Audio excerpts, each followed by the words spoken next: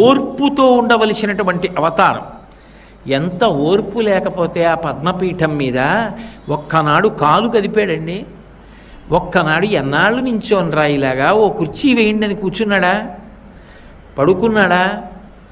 నాకు ఇంతే సమయమా, ఎన్ని వేల మందిలా వస్తూ ఉంటారా, ఎంతమందిని నేను చూడనరా అన్నాడా?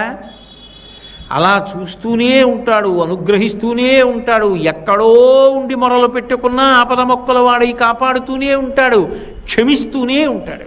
అంత ఓర్పుతో రావాలి అవతారం. అందుకే మొదటే ఓర్పు పట్టి వచ్చింది. రావడం అన్ని అవతారాల్లాగా రాలేదు. భృగువు వెళ్ళి తంతే సహించి బయలుదేరాడు. అందుకే మీరు చూడండి, మొదట దయ కలుగుతుంది ఎప్పుడు మనిషికి. దయ కదిలితే కార్యం నడుస్తుంది. నేను అలా వెళ్ళిపోతున్నాను అనుకోండి, ఏదో దేవాలయంలోకి వెళ్ళి హుండీలో 100 రూపాయలు వేద్దాం అనుకుని వెళుతున్నాను.